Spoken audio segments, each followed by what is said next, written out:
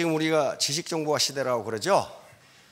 미래 사회가 어떤 사회일까? 이미 지식정보화 사회도 끝났다고 학자들은 말합니다.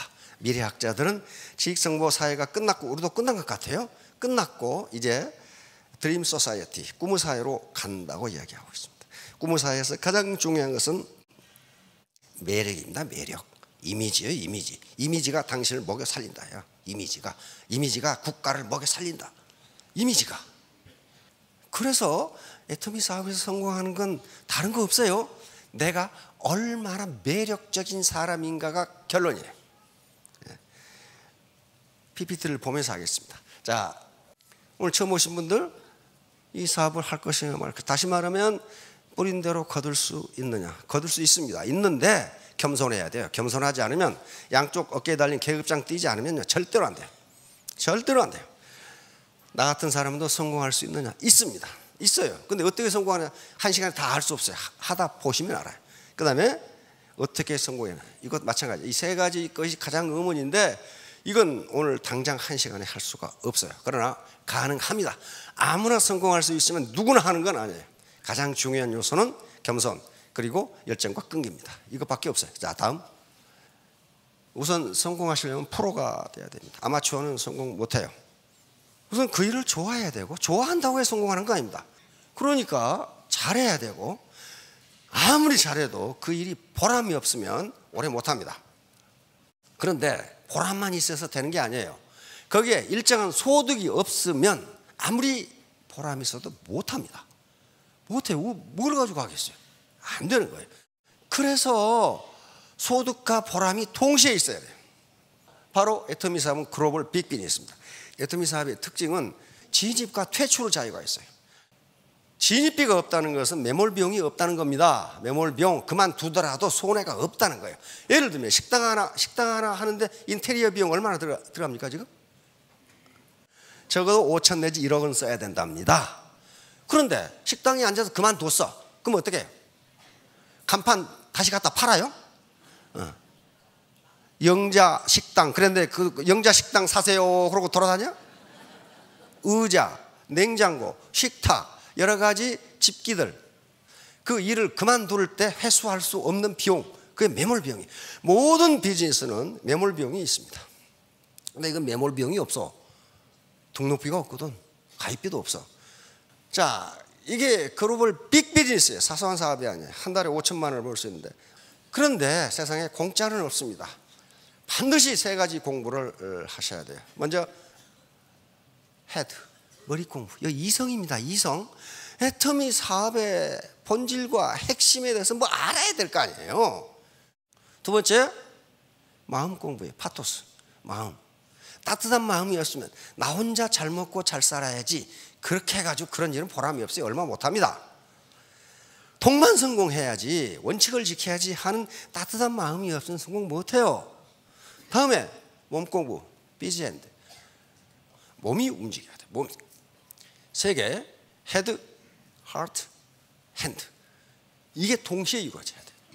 자, 자본에 대해서 얘기하니까 자본은 분류하는 방법은 여러 가지가 있습니다. 여기서는 이렇게 눈에 보이는 자본, 눈에 보이는 자본은 공장을 의미합니다. 공장, 땅, 공장.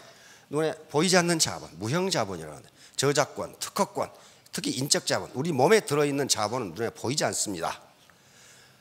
특히 우리가 지금 여기서 제 강의에서 하는 얘기 거의 대부분은 인적 자본에 관한 얘기입니다. 아무리 물적 자본이 많이 주어지더라도요, 인적 자본이 그것을 백업해 주지 않으면 그 물적 자본을 지킬 수가 없어요. 복권 당첨된 사람들이 잘 사냐 못 사냐에 대해서 하도 말이 많으니까 영국 BBC에서 그걸 조사를 했더라고요. 근데 복권 당첨자 중에 절반은 당첨되기 전보다 더 행복하게 산답니다. 절반은 완전히 거지가 돼버린대. 절반은. 그래서 어떤 사람은 더 잘 살고 어떤 사람은 거지가 되는가. 똑같이 복권을 당선됐는데 그건 바로 인적 자본과 관계되는 거예요. 그 돈을 감당할 만한 인격을 가지고 있느냐 하는 문제예요. 그러니까 아무리 물적 자본을 많이 줘도 인적 자본이 그것을 백업해 주지 않으면 그걸 지킬 수 없다는 거예요. 자, 다음. 이 피에르 브리디의 프랑스 이 사회학자인데 자본을 이렇게 나누면요, 왜 인간 불평등이, 사회 불평등이 나타나는가를 금방 알 수 있어요. 이 피에르 브리디는 경제자본, 이게 부모로부터 돈을 얼마나 물려받았냐 하는 거예요. 많이 물려받으면 잘 살잖아요. 그렇죠? 이거 사회자본, 이것은 내 인맥이 어떤 인맥이냐 하는 거예요. 인맥. 이건 잘 살면 인맥이 굉장히 좋아집니다. 그 다음에 문화자본, 이건 상징자본. 학력이 얼마나 좋으냐 하는 문제인데, 이 세 개가 사회적 클래스, 사회적 계급을 결정한다고 봤는데, 영국의 캐서린 하킴 교수가 이 매력 자본이라는 게 있기 때문에 얼마나 매력 있느냐에 따라서 로워 클래스에서 아파 클래스 올라갈 수 있다. 자, 다음 데니얼 카너만, 2002년 노벨 경제학상을 받은 분입니다. 심리학자예요. 성공 여부를 좌우하는 것은 지능이나 학벌, 운이 아니라 무엇이다? 매력이다. 그래서 앞으로 성공 요인은 매력 지수가 얼마나 되느냐에 달려있다. 미래학자들이 이구동성으로 하는 얘기입니다. 이거 미래학의 대부라고 하는 사람인데 하와이 대학 교수거든요. 바로 이 사람이 앞으로 올 사회는 드림 소사이어티이다. 드림 소사이어티는 게 뭐냐면 당신의 이미지, 당신이 준 이미지, 첫인상, 그리고 다른 말로 하면 매력이 당신의 성공 여부를 결정한다. 똑같은 소리를 누가 했어요? 롤프 엔센이라고 하는 덴마크가 미래학에서 굉장히 앞서가고 있습니다. 근데 벌써 1990년대 이걸 발표한 거예요.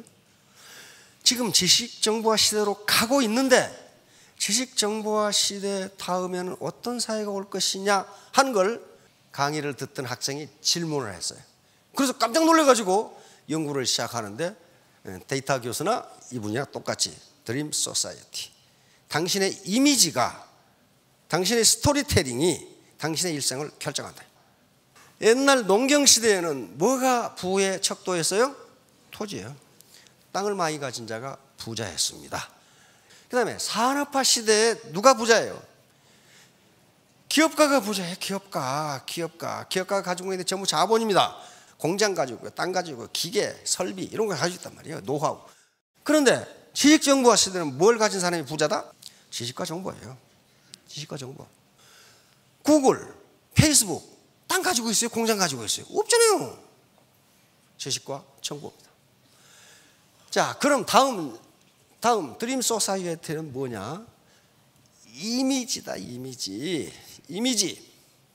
탐스 슈즈라는 미국의 신발 회사 있죠? 탐스 슈즈. 그 탐스 슈즈 한 켤레를 사면 한 켤레를 누구를 준다는 거예요? 후진국에 신발 없는 애들에게 신발을 준다, 그 말이에요. 이게 뭐예요? 이미지예요, 이미지. 인간의 본성 속에는 선행을 하고 싶은 본성이 있답니다. 선행을 하고 싶은, 내가 누구에게인가 베풀고 싶은 마음이 본능적으로 있대요. 그래서 아니, 내가 이 신발을 사면은 후진국에 맨발 벗고 다니는 애들에게 신발을 하나 준다고? 그러면 사는 것 자체가 기분이 좋아져. 이게 이미지예요, 이미지. 그런데 스폰서라는 사람이 맨날 자기 직급 생각하고 자기 배만 채우려고 하면 이미지가 어때요? 안 되는 거예요. 이미지인데 그 다음에 뭐라고 그랬어요? 스토리텔링이에요. 자기에 대한 스토리텔링을 써보세요. 그래서 상상력과 창조성 이런 것들이 전부 이거하고 연결되는 거예요. 연결되는 거. 이것이 돈을 벌어준다. 이미 일찍이 현자들은 이렇게 이야기했어요. 내가 영업사원은 상품을 파는 게 아니라 뭘 판다? 나를 판다. 나를 판다.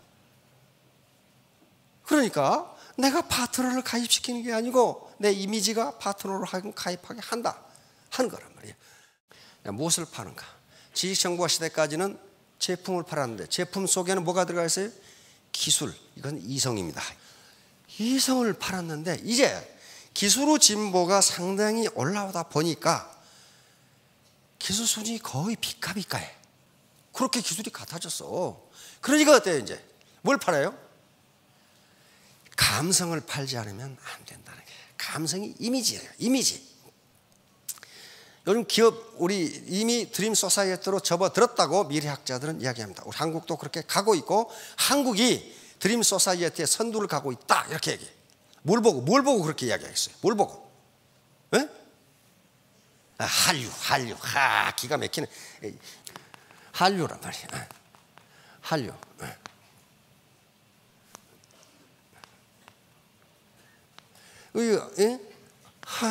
한국 문화의 물결이 막 세계로 뻗나가.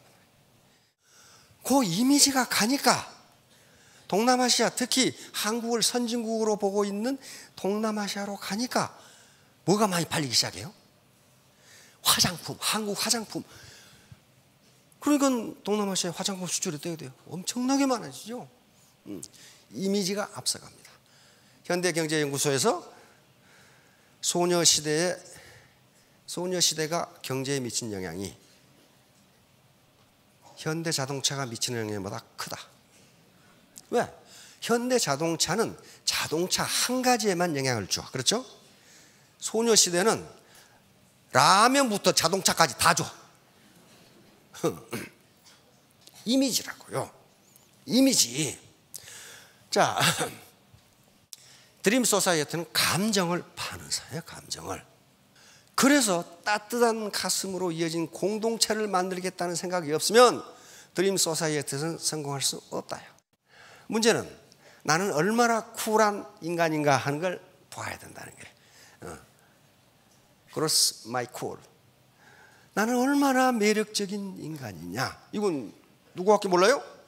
나밖에 몰라. 자, 다음. 이 사람 임상옥 아시죠? 드라마 상도. 젊은 사람들은 또 모를 수도 있네. 그래서 소설은 남아있어요. 최인호 선생의 상도라는 소설. 이 주인공이 임상옥입니다. 임상옥. 조선 정조에서 순조조에 이르는 조선 최고 부자입니다. 만상이죠. 이 사람이 한 말이에요. 이게 뭐라고 그랬어요? 재상 평려수.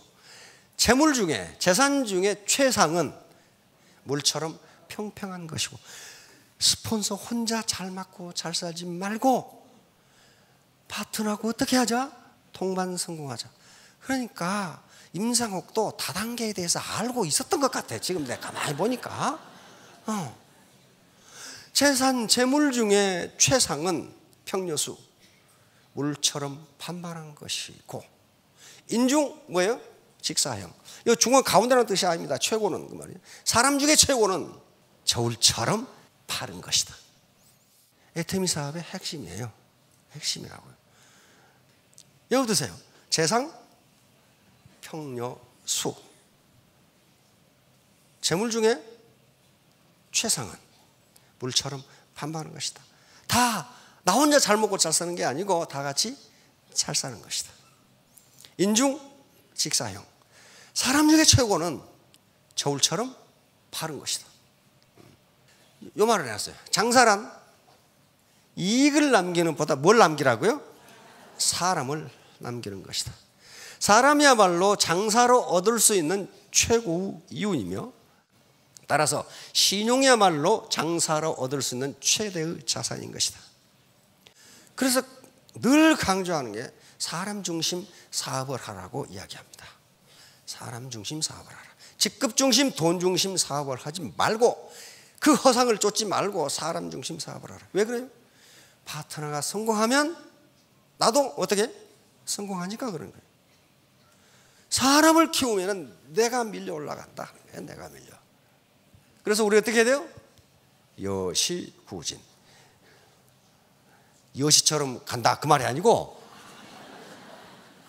시대의 흐름에 맞추어 함께 굳잡니다. 함께 손잡고 같이 가자. 나와 파트너, 내 가족 라인과 형제 라인이 손잡고 같이 가자. 그래야 살아요. 그래야 손잡고 함께 가니까 지식과 지혜가 합해지지요. 합해져. 그러니까 성공하는 거예요. 자, 다음. 우리 안도현 시인의 시입니다. 가장 유명한 시 중에 하나입니다. 연탄재 함부로 차지 마라. 너는 누구에게 한 번이라도 뜨거운 사람이었느냐. 자기 동굴에 갇혀가지고 자기만 옳다고 생각하는 사람은요, 한 번도 다른 사람을 위해서 자기를 태워본 적이 없어요. 네, 따뜻한 사람이 되죠. 바로 warm heart. 이건 심리학적으로 매우 중요한 실험 중에 하나입니다. 솔로몬 해시라고 하는 게슈탈트 심리학이라고 하는 심리학이 있습니다. 게슈탈트 심리학은 여기 앞에 이 아름다운 숙녀, 이 숙녀분의 코가 아름답다 해서 코를 딱 따오고, 이분의 눈이 아름답다 해서 눈을 딱 따오고, 이분은 볼이 아름답다 해서 볼을 딱 따와서 또 여기서 입을 딱 따와서 그걸 맞춰놓으면 어떻게 된다? 괴물이 된다는 거예요. 괴물. 다시 말하면 전체는 부분의 합이 아니다. 전체는 부분의 합이 아니다. 이거 게슈탈트 심리학이에요. 그게 맞아요. 그게 맞다고. 그래서 대학이니까, 심리학 교수니까 대학에서 한 강사를 소개하는데, A 클래스에 가가지고는 이 강사는 이런 사람이다 이렇게 소개했어요. 지적이고 숙련, 그러면 다 같죠. 여기만 달라요. B반에 가가지고는 이렇게 소개했어요. 그러니까 하나만 다르죠. 하나만 다른데 따뜻하다고 소개한 반에서는 이 강사를 모든 걸 높이 평가하더라는 거예요. 그리고 강의 수강 태도가 매우 좋고 나중에 토론 태도도 매우 좋아. 그런데 이 강사는 똑같은 사람입니다. 똑같은 사람이에요. 지금 똑같은 사람을 A 클래스는 이렇게 소개하고 B 클래스는 이렇게 소개했어요. 여기서 이렇게 소개했더니 평가가 매우 부정적으로 나오고 수업도 잘 안 듣고 나중에 토론도 잘 안 한다는 거예요. 따뜻한 사람이냐 차가운 사람이냐에 따라서 이 사람 전체를 평가해 버린다 그 말이에요. 지금 다시 말하면 그 사람은 따뜻한 사람이라는 말 한마디가 다른 모든 걸 덮어버린다 그런 말이에요. 이 사람은 차가운 사람이라는 말 한마디가 다른 걸 모든 걸 덮어버린다 그 말이에요. 우리 사회에서는 그것을 한마디로 표현한 게 덕이 있는 사람이냐 없는 사람이냐야. 그런데 덕이 없다고 평가되면, 다시 말하면 다른 사람을 배려 안 해. 힘든 파트너를 무관심해. 자기만 생각해. 자기만. 그런 사람은 덕이 없는 거예요. 덕이 있는 사람은 어려움에 처했을 때 친구가 많아집니다. 고속도로에 달리다 보면 정체가 있어요. 그렇죠? 근데 정체가 나는 이유가 몇 가지가 있습니다. 우선 뭐 다른 노선하고 이렇게 합류한다든가, 또는 앞에서 뭐 접촉사고가 났다든가, 또는 뭐 청소차가 청소고 간다든가, 그런, 또는 휴게소에서 차가 나온다든가, 그런 데는 정체가 일어날 이유가 있습니다. 그런데 아무 이유 없이 정체가 일어나. 도대체 앞에서 접촉사고가 있었는가 보다 하고 가보면 아무 이유도 없어. 그런데 정체가 일어난단 말이에요. 그런 정체를 뭐라고 부릅니까? 그런 정체를 유령정체라고 부릅니다. 어떤 유령이 나타났어. 유령정체, 팬텀 트래픽. 뭐 정체될 이유가 없는데 정체가 되는 거란 말이에요. 팬텀 트래픽. 영어로 있는 거 보니까 우리가 연구한 게 아니죠. 미국, 독일, 캐나다 똑같이 이런 현상이 나타나는데 좀 우리보다 덜 나타납니다. 왜 이게 이런 정체가 생기는가 해서 물리학자들과 교통학자들이 연구를 해본 결과 몇 가지 이유가 있어요. 우선 가만히 생각해 보세요. 이론적으로 고속도로 위에 자동차가 쭉 늘어서 있으면 그것이 일정 속도로 달리면 정체를 해야 할 이유가 하나도 없어요. 왜 정체가 됩니까? 그대로 쑥 가는데 그냥 물을 흐르듯이 흘러가면 될 거 아니에요. 그런데 어떤 이유로 앞차가 브레이크를 밟아? 그 어떤 이유는 많아요. 휴대폰을 전화를 한다든가, 안 그러면 과자를 먹으려고 꺼낸다든가, 재채기를 세게 한다든가. 그러면 그 뒤에 따라가는 자동차가 추돌을 하지 않게 해서 브레이크를 밟아. 그렇죠? 브레이크를 밟으면 어때요? 그 파고가 계속돼. 그래서 맨 끝에 가면은 차가 전부 멈춰. 그 시뮬레이션을 해보면 일반적으로 앞차가 움직이고 뒷차가 움직일 때까지가 1초 걸린답니다. 1초. 바로 못 움직이죠. 앞차 가는 걸 보고 나도 가야 되니까. 1초 걸리는데 이 뒤에 차가 600대가 있으면 어떻게 되겠어? 600초가 걸리는 거야. 뒤에 놈은 서 있는 거야, 가만히. 여기서 정체가 일어나요. 정체가 일어나는데 여기에 심리적 기제가 작용하고 있습니다. 뭐냐면은 손실 회피 기제라는 게 있어요. 손실 인간은 아까 전에 이 다니엘 카네만 노벨상 받은 분 있죠? 이거 연구해서 노벨상 받았어요. 여러분들이 먼저 연구했다면 노벨상 하나 받는 건데 그래서. 이번에 결론은 뭐냐면은 인간은 이익을 보기 위해서 행동하는 것이 아니라 손해를 보지 않기 위해서 행동한다. 손해. 자, 갑자기 말이지 하늘에서 100만 원이 뚝 떨어졌어. 이건 주인도 없고 아무것도 없어. 하늘에 100만 원이 뚝 떨어졌어. 어때? 기분이 어때요? 기분이 엄청 좋죠? 엄청 좋아. 그때 기분 좋은 것을 10이라고 합시다. 재즈게 기분 좋은 거죠, 10. 그런데 지하철에서 어떤 놈이 내 100만 원을 소매치기에 갚았어요. 그때 어때요? 디스유틸리티. 절망감이 들어. 기분 나쁘죠? 그러면 100만 원을 공짜로 얻었을 때의 플러스 기분과 100만 원을 어떤 놈이 소매치기에 갔을 때 마이너스 기분, 어느 것이 크냐 하는 문제. 마이너스 기분이 훨씬 큽니다. 이 학자들이 많은 경우를 연구해 보니까 그것이 2배 반이에요. 다시 말하면 요 사람이 자꾸 끼어드는 이유는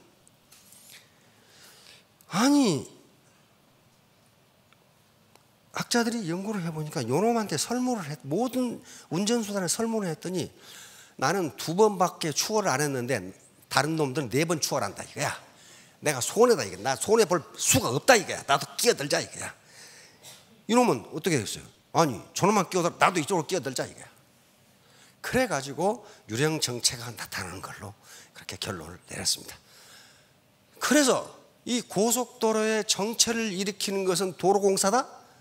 아니다. 고속도로를 이용하는 사람들 때문이다. 이걸 어떻게 통제하느냐. 그래서 결론은 뭐냐? 자율주행 자동차가 나오면 고속도로 유령 정체는 없어진다. 끼어들도 않고 그대로 가니까 없어진다. 다시 말하면 리더의 위치에 있는 사람이 이런 식으로 행동하면은 그 파장이 뒤에는 섰버린다. 이게 섰버려. 나는 그냥 빨리 가게 해서 끼어들었는데 뒤에는 섰버리더라. 이거 섰버려. 나는 뭔가를 했는데 뒤에서 밑바닥에 올라오는 건 신음소리가 올라온다. 마찬가지예요. 애터미 사업에서도 똑같이 동반 성장을 하면은 빨리 갈 수 있는데 꼭 누군가가 끼어들어 가지고 그 파장이 일파만파로 번져나가서 나중에 그 파동이 이렇게 가다가 더 커져. 이렇게 커져요. 그러면 앞에서는 잠깐 멈췄는데 뒤에 가면 도로에 섰버리더라 하는 문제가 나오게 됩니다. 다른 사람을 배려하지 않고 나만 빨리 가면 될 것 같은데, 그래서 요 아주 끼어들기 천재가 안 끼어들 때와 끼어들 때 목적지에 도착하는 시간을 봤더니 같더라 하는 거예요. 같더라. 이걸 자기중심적 편파라고 하는 겁니다. 이고센트릭 바이어스라고 하는 건데, 모든 인간은 자기중심적으로 생각하기 때문에 어쩐지 내가 안 끼어들면 내 바보 같고, 다른 놈 다 가는데 나만 안 가면 이거 내가 하면 손해잖아. 그러다가 결국 전체가 손해를 본다는 이론입니다. 자, 애터미 사업도 똑같습니다. 재심 합리학하고 동반 성공하고 이걸 우리가 바라고 있는 거예요. 지금 왜 그러냐면 그렇게 하는 게 가장 성공이 빠르기 때문에 그래요. 자, 3년 후 5년 후에 모두 성공하시기 바랍니다. 감사합니다.